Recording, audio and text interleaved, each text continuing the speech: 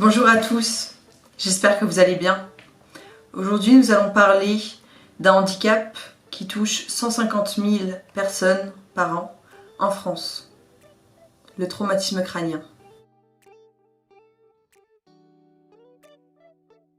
Un traumatisme crânien peut être bénin ou grave. Sa gravité dépend de l'existence des lésions extracérébrales ou intracérébrales entre le crâne et le cerveau lors d'un choc suffisamment violent. Le cerveau percute la boîte crânienne en arrière et en avant ou sur le côté, type accident frontal dans une voiture. Mais en termes médicaux, le TC ou traumatisme crânien correspond à un choc dont l'intensité provoque un trouble de la conscience, même bref. N'importe qui peut toucher. Un accident de la route, en pratiquant un sport, une agression, une chute, peu importe. Les symptômes sont vastes. Ça peut être des maux de tête persistants, des vomissements, un comportement anormal, une somnolence excessive ou encore des pleurs sans raison chez l'enfant. La majorité des TC n'auront pas besoin d'examen complémentaires, il faudra simplement une surveillance en hôpital ou à domicile pour 48 heures. Mais en cas de TC important, il faudra faire un scanner cérébral. Il existe 3 paliers de gravité pour un traumatisme crânien. Le léger, le modéré et le sévère. Parmi les séquelles, on peut retrouver des maux de tête chroniques, des vertiges, des paralysies, des atteintes neurosensorielles comme perte de l'ouïe, de l'odorat, diminution de la tolérance à certains bruits, une fatigue accrue, des difficultés de mémorisation, de concentration, de compréhension, des difficultés d'élocution, une apathie ou au contraire une irritabilité, une désinhibition, des troubles de l'humeur, etc. Les séquelles peuvent justifier une hospitalisation dans un centre de rééducation. Dans la grande majorité des cas, le traumatisme crânien est un handicap invisible. La preuve, ceux qui ne me connaissent pas ne savent pas que je suis atteinte de cela. Et même les personnes qui me connaissent minimisent grandement les séquelles auxquelles je suis confrontée. Alors oui, je vais mieux qu'au départ. Ça fait 1 an que j'ai un traumatisme crânien. Modéré, exactement. Donc j'ai volé 10 mètres, j'ai eu un accident de la route, j'ai volé 10 mètres, voilà.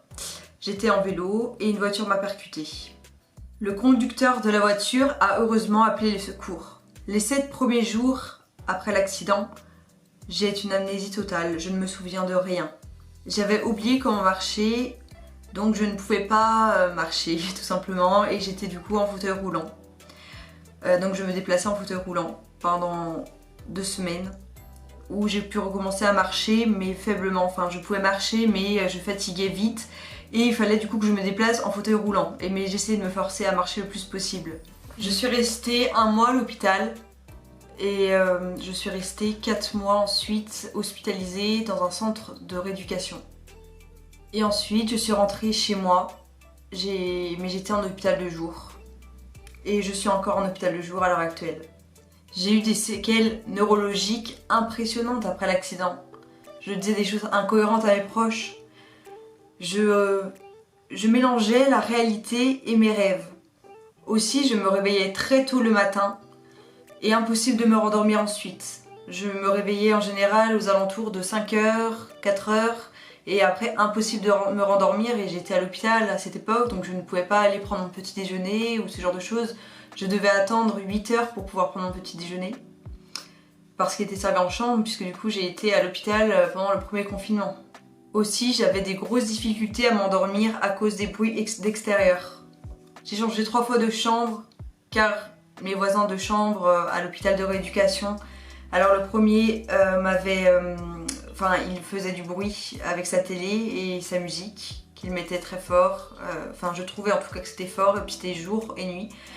Et ensuite j'ai changé de chambre et arrivé à ma seconde chambre, ma voisine du haut faisait du bruit car le soir elle était au téléphone en haut-parleur avec ses proches et je ne pouvais pas dormir en fait. Tant qu'elle était au téléphone, je ne pouvais pas dormir. Donc on m'a encore changé de chambre parce que j'ai demandé à changer de chambre parce que je ne pouvais pas dormir. Et ensuite c'est bon, après j'avais plus de problèmes, plus de gens qui étaient à faire du bruit. Voilà, j'étais à côté de gens calmes. Mais c'est pareil, enfin, dès que j'entendais dans le couloir quelqu'un qui passait et qui parlait, je ne pouvais pas dormir. Enfin, c'était vraiment fatigant quoi, c'est le cas de le dire. Et aujourd'hui c'est toujours pareil, j'ai l'impression, au niveau du bruit ça va mieux, mais beaucoup mieux. Mais par contre, ce qui est énervant c'est qu'en fait j'entends tout fois 3. Enfin, par exemple, une moto qui va passer à côté de personnes, elles vont l'entendre. Ça peut être agréable, moi je vais l'entendre, je vais avoir envie de me boucher les oreilles, ça va être vraiment insoutenable. Du coup voilà, dans le quotidien c'est pas très facile de vivre comme ça, mais bon. Et la mémoire, j'ai eu des problèmes de mémoire et j'en ai encore, c'est par rapport au fait, par exemple je vais parler avec quelqu'un. 15 jours après, je ne vais plus m'en rappeler que j'ai parlé avec cette personne, je vais plus me souvenir de cette personne. Si c'est par exemple une personne inconnue avec qui j'ai parlé, je vais plus me souvenir de son visage, de son nom, on aura beau discuter, échanger des choses pendant 1 heure, je vais plus m'en souvenir après.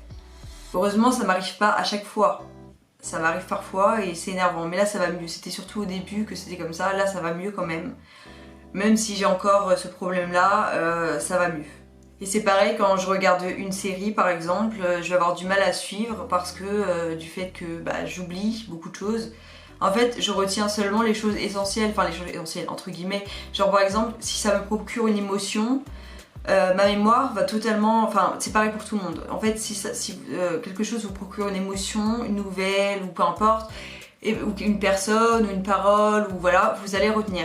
Par contre, les autres, vous n'allez pas les retenir et quand t'as un trauma crânien, c'est encore pire, c'est que tu retiens rien du tout à part quelques petites choses qui vraiment te percutent quoi. La sensibilité aussi, pour ma part, la sensibilité c'est que je suis beaucoup plus émotive qu'avant.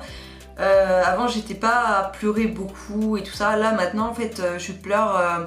Donc par exemple je vais voir quelque chose qui va me procurer, par exemple une vidéo triste, une musique triste. Et je vais être émue et du coup je vais pleurer. Pareil quand par exemple je vais m'énerver, je vais pleurer aussi. Voilà, donc c'est que j'ai des problèmes avec ma sensibilité, c'est que je suis trop sensible maintenant, je suis beaucoup plus sensible qu'avant et c'est un peu énervant parfois parce que j'aimerais ne pas pleurer et puis parfois je pleure et je me dis mais mince, mais j'aurais pas pleuré comme ça en temps normal. Donc la fatigue, j'y suis touchée aussi puisque il faut que je dorme plus. Si je ne dors pas assez, je suis obligée de faire une sieste le lendemain parce que sinon je vais pas passer la journée tranquillement en fait sans être fatiguée tout le temps en fait, constamment. La désinhibition.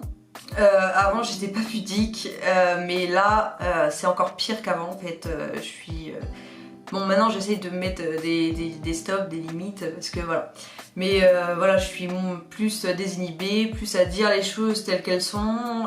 Parfois je peux blesser des personnes en fait en étant trop honnête. Voilà un exemple tout bête que mon copain m'a fait remarquer, c'est que pour le réveillon de Noël, donc la mère d'un ami à mon copain nous a offert une boîte de chocolat et en l'ouvrant, je lui ai dit que je n'aimais pas ces chocolats. Je lui ai dit ah merci mais moi j'aime pas. Je n'aime pas, voilà. Et sauf que ça peut être blessant pour beaucoup de personnes et ça mon copain me l'a fait remarquer, c'est que je suis plus à dire les choses, je suis plus à ne pas avoir de filtre si vous voulez, j'ai plus de filtre, enfin en tout cas j'en ai, là ça va un peu mieux, enfin j'essaye en tout cas d'être raisonnable dans mes paroles, mais en fait je suis parfois sans filtre et je vais dire les choses telles que je les ressens, telles que je les perçois, telles que je pense, sans filtre, et du coup ça peut heurter des personnes, ce genre de comportement. Donc je fais un travail là-dessus aussi pour ne pas être trop directe et peser mes mots parfois. Il y a aussi la concentration, j'ai du mal à me concentrer sur une chose en fait. Il faut vraiment que, ça me demande plus d'efforts quoi pour me concentrer. C'est plus comme avant. La coordination, c'est le fait de faire plusieurs choses en même temps, 2 choses en même temps, voire plus. Moi je n'arrive plus à faire 2 choses en même temps. Donc ça c'est un peu énervant parce qu'en fait je vais me concentrer, déjà la concentration comme je vous ai dit c'est compliqué, donc je vais me concentrer sur une chose en fait à la fois et voilà, donc c'est compliqué donc voilà, je peux pas faire deux choses à la fois et du coup c'est énervant parce que dans la vie de tous les jours du coup il faut vraiment que je me concentre sur une chose, voilà. Il y a aussi la lenteur, c'est que je mets plus de temps à faire les choses, voilà. Donc tout ce que je dis, c'est pas moi qui le dis, c'est mes médecins qui m'entourent, qui en rééducation, qui ont observé certaines choses, voilà. Des choses aussi que j'ai observées, par exemple par rapport à la sensibilité, voilà. Donc ça vient de médecins qui m'ont dit, qui ont vu par rapport, enfin voilà, ils m'ont fait faire des exercices et ils ont vu que par rapport à certaines choses, j'ai des difficultés. Voilà, donc c'est reconnu comme un handicap. Moi-même je ne savais pas avant que le traumatisme crânien était un handicap, je ne savais pas. Toutes ces séquelles cognitives ne sont pas comprises par la plupart des personnes, car ces séquelles, il faut vivre avec pour les comprendre réellement, je pense. Toutes ces séquelles cognitives ne sont pas comprises par la plupart, la grande majorité des personnes. Donc c'est pour ça que j'ai voulu faire cette vidéo pour éclairer un peu voilà, les personnes qui ne savent pas ce que ça implique. Et dans le futur, elles pourront aider des proches sans les juger, en sachant clairement ce que c'est. Après, je ne suis pas médecin, vous pouvez vous renseigner par vous-même sur... il existe pas mal d'articles, il n'y a pas beaucoup de vidéos YouTube qui en parlent, je trouve, enfin de témoignages, de personnes qui en parlent de leur vécu, etc. Donc voilà, je voulais faire cette vidéo pour vraiment éclaircir ceux qui le veulent. Merci de m'avoir écouté. Si ça t'a plu, commente, partage et abonne-toi. Et puis suis-moi sur Instagram, ce sera en description. Et puis à la prochaine vidéo.